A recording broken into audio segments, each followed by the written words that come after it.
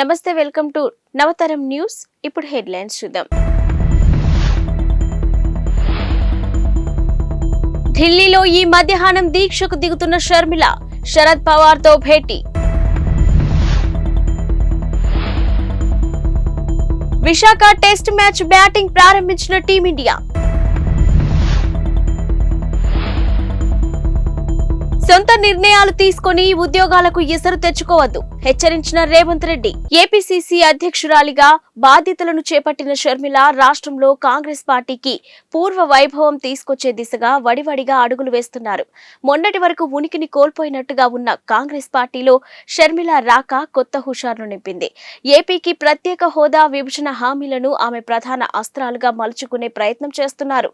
ఇక ఏపీలో సుడిగాలి పర్యటనలు చేస్తూ ఇప్పటికే వైసీపీ, టీడీపీల పైన విమర్శలు గుప్పిస్తున్నారు షర్మిల.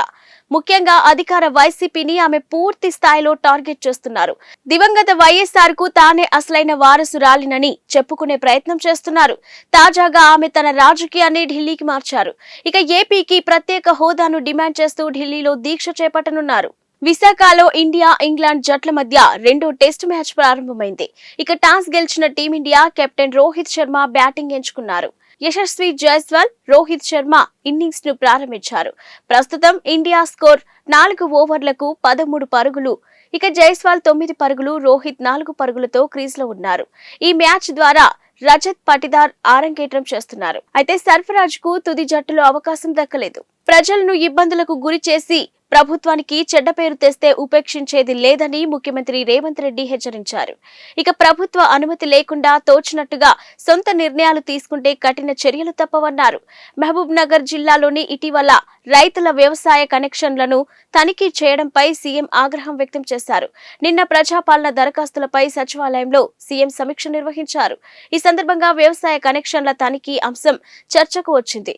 ఇక రైతుల వ్యవసాయ కనెక్షన్లపై సర్వే చేయాలని చెప్పింది ఎవరని, ఆ ఆదేశాలు ఇచ్చింది ఎవరని ట్రాన్స్కో సీఎండీ రిజ్వీని సీఎం ప్రశ్నించారు. అయితే బాధ్యులైన అధికారులపై చర్యలు తీసుకున్నారా అని ఆరా తీశారు. సమీక్షకు హాజరైన డిప్యూటీ సీఎం, విద్యుత్ శాఖ మంత్రి మల్లు భట్టి విక్రమార్క స్పందిస్తూ ఈ విషయం తన దృష్టికి కూడా వచ్చిందన్నారు.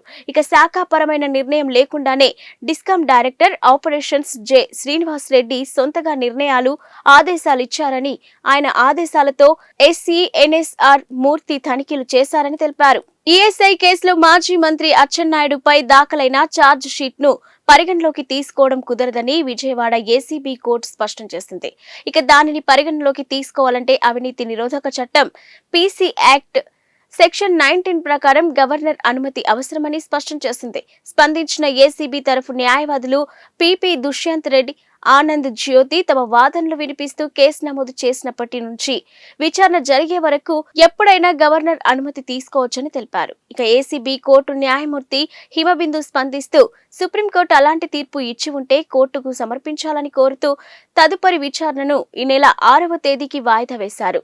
విమానంలో 14 ఏళ్ల బాలిక పక్కన కూర్చొని అసభ్యకర చర్యకు పాల్పడినట్టు ఆరోపణలు ఎదుర్కొంటున్న భారతీయ వైద్యుడికి ఊరట లభించింది. ఇక 2022 నాటి కేసులో కోర్టు బుధవారం డాక్టర్ సుదీప్తా మొహంతీని నిర్దోషిగా ప్రకటిస్తూ తీర్పు వెలువరించింది. ఇక డాక్టర్ సుదీప్తా మొహంతి బోస్టన్లోని Beth Israel Deaconess medical center లో ప్రైమరీ కేర్ వైద్యుడిగా పనిచేస్తున్నారు. 2022 మే నెలలో ఆయన హవాయి అమెరికన్ ఫ్లైట్ లో బోస్టన్ నుంచి అమెరికా వస్తున్న సమయంలో పక్క సీట్లో మైనర్ బాలిక వైద్యుడిపై సంచలన ఆరోపణలు చేసింది. ఒంటిపై దుప్పటి కప్పుకొని అతడు అసభ్యకర చర్యకు పాల్పడినట్టు ఆరోపించింది. దుప్పటి తొలగినప్పుడు అతడి చర్య చూసి తనకు జుగుప్సా కలిగిందని చెప్పుకొచ్చింది. ఇక సుదీప్త పక్కన కూర్చోలేక తాను మరో సీట్కు మారిపోయానని వెల్లడించింది. విమానం దిగాక పోలీసులకు ఫిర్యాదు చేసింది. కాగా కేసు విచారణ కోసం సుదీప్త బెంచ్ ట్రయల్ ను న్యాయమూర్తి విచారణ ఎంచుకున్నారు. ఘోర రోడ్డు ప్రమాదం బారిన పడిన team India wicket keeper batter Rishabh Pant నాటి ఘటనను గుర్తు చేసుకున్నాడు. 26 ఏళ్ల పంత్ డిసెంబర్ 2022లో ఢిల్లీ నుంచి తన సొంత ఊరైన రూర్కి వెళ్తూ ప్రమాదం బారిన పడ్డారు. అతడు ప్రయాణిస్తున్న మెర్సిడెస్ కార్ డివైడర్ ను ఢీకొని మంటల్లో చిక్కుకుంది. స్థానికులు వెంటనే అప్రమత్తం కావడంతో పెను ప్రమాదం నుంచి బయటపడ్డాడు. ఈ ఘటనలో తీవ్రంగా గాయపడిన పంత్ కు పలుమార్లు శస్త్రచికిత్సలు జరిగాయి. ప్రస్తుతం పూర్తిగా కోలుకున్న పంత్ జట్టులో తిరిగి చోటు కోసం ఎదురు చూస్తున్నాడు. ఈ ప్రమాదంపై తాజాగా పంత్ పెదవి విప్పాడు. స్టార్ స్పోర్ట్స్ తో మాట్లాడుతూ ప్రమాదంలో కుడికాలు స్థానభ్రంశం చెందిందని, తర్వాత దానిని యథాస్థానంలో ఉంచాల్సి వచ్చిందని గుర్తు చేసుకున్నాడు. నరాలు దెబ్బతినడం, ఇంకేదైనా తీవ్ర గాయమై ఉంటే కాలు తొలగించాల్సి వచ్చేదని చెప్పడంతో తొలిసారి తాను విపరీతంగా భయపడ్డానని గుర్తు చేసుకున్నాడు. ఆ సమయంలో తన మనసును భయం ఆక్రమించిందని పేర్కొన్నారు. ఆర్బీఐ ఆంక్షలతో ఆందోళనలో ఉన్న పేటీఎం పేమెంట్ బ్యాంక్ కస్టమర్లకు సంస్థ యాజమాన్యం తాజాగా భరోసా కల్పించే ప్రయత్నం చేసింది. కస్టమర్ల డబ్బు తమ వద్ద భద్రంగా ఉందంటూ శుక్రవారం ఓ ప్రకటనను విడుదల చేసింది. ఇక పేటీఎం పేమెంట్ బ్యాంకు నిబంధనలు ఉల్లంఘించినట్టు ఆర్బీఐ గుర్తించిన విషయం తెలిసిందే.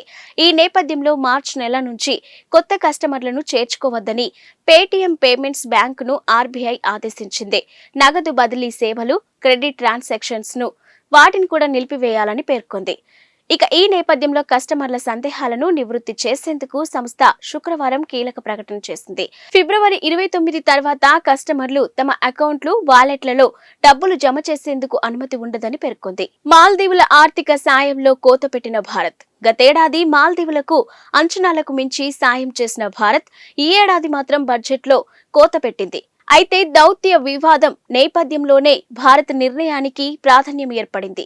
గతేడాది భారత్ మాల్దీవులకు బడ్జెట్లో 400 కోట్ల సాయం ప్రకటించింది. కానీ ఈ ఏడాది ముగిసే నాటికి అంచనాలకు మించి ఖర్చు చేసింది. కేంద్ర ఆర్థిక మంత్రి నిర్మలా సీతారామన్ ప్రవేశపెట్టిన బడ్జెట్లో ఈ విషయం వెల్లడైంది. ఇక బడ్జెట్లోని సవరించిన అంచనాల ప్రకారం గతేడాది భారత్ 770 కోట్లు మాల్దీవులపై ఖర్చు పెట్టింది. అయితే తాజా మధ్యంతర బడ్జెట్లో మాత్రం కేవలం 600 కోట్లే కేటాయించింది. ఇక గతేడాది అంచనాల కంటే ఇది అధికంగానే ఉన్నా వాస్తవ ఖర్చు కంటే తక్కువగా ఉండటం చర్చనీయాంశంగా మారింది. ఇక దౌత్య వివాదం నేపథ్యంలో భారత్ ఈసారి కేటాయింపుల మేరకు సాయం అందిస్తుందా లేదా తగ్గిస్తుందా అన్నది వేచి చూడాలి. ముంబై మహానగరంలో వరుస బాంబు పేలుళ్లు జరుగుతాయంటూ శుక్రవారం బెదిరింపులు రావడంతో నగర పోలీసులు అప్రమత్తమయ్యారు. హై అలర్ట్ ప్రకటించిన పోలీసులు బెదిరింపుల వెనుక ఉన్నది ఎవరో తేల్చేందుకు రంగంలోకి దిగారు. ఇక నగరంలోని 6 ప్రాంతాల్లో బాంబులు పెట్టినట్టు పోలీసులకు సందేశాలందాయి. అయితే గత నెల 6న కూడా నిందితులు బెదిరింపు ఈమెయిల్లు పంపించారు. ఇక కొలాబా ప్రాంతంలోని ఛత్రపతి శివాజీ వాస్తు సంగ్రహాలయ, వరెల్లీలోని నెహ్రూ సైన్స్ సెంటర్లో బాంబులు అమర్చినట్టు బెదిరింపులు వచ్చాయి. ఇక దీంతో అప్రమత్తమైన ముంబై పోలీసులు బాంబు డిస్పోజల్ స్క్వాడ్, డాగ్ స్క్వాడ్లను ఆయా ప్రాంతాలకు పంపించారు. అయితే అక్కడ ఎటువంటి పేలుడు పదార్థాలు లభించలేదని, ఈ నేపథ్యంలో ఈమెయిల్స్ పంపించిన గుర్తు తెలియని వ్యక్తులపై పోలీసులు కేసు నమోదు చేసి దర్యాప్తు ప్రారంభించారు. తమతో కొంతమంది బీఆర్ఎస్ ఎమ్మెల్యేలు టచ్ లో ఉన్నారని తెలంగాణ ప్రభుత్వ సలహాదారు షబ్బీర్ అలీ అన్నారు. ఇక కామారెడ్డిలో నిర్వహించిన మీడియా సమావేశంలో గురువారం ఆయన మాట్లాడారు. కాంగ్రెస్ ప్రభుత్వం ఉంటుందో పడిపోతుందో అంటూ కేటీఆర్ అహంకారపు మాటలు మాట్లాడుతున్నారని ధ్వజమెత్తారు. ఇక మేం కనుక ద్వారాలు తెరిస్తే బీఆర్ఎస్ ఖాళీ కావడం ఖాయమని షబ్బీర్ అలీ హెచ్చరించారు. కానీ పార్టీలో చేరికల విషయమై తమ అధిష్టానం ఇప్పుడు వద్దని చెబుతుందన్నారు. ఇక పార్టీ ఫిరాయింపులు వద్దనడం వల్ల ఆగామని, లేదంటే ఇతర పార్టీలకు చెందిన వారు కాంగ్రెస్ లో చేరేందుకు సిద్ధంగా ఉన్నారన్నారు. ఇక రానున్న లోక్సభ ఎన్నికల్లో బీఆర్ఎస్ కు ఒక్క సీటు కూడా రాదన్నారు.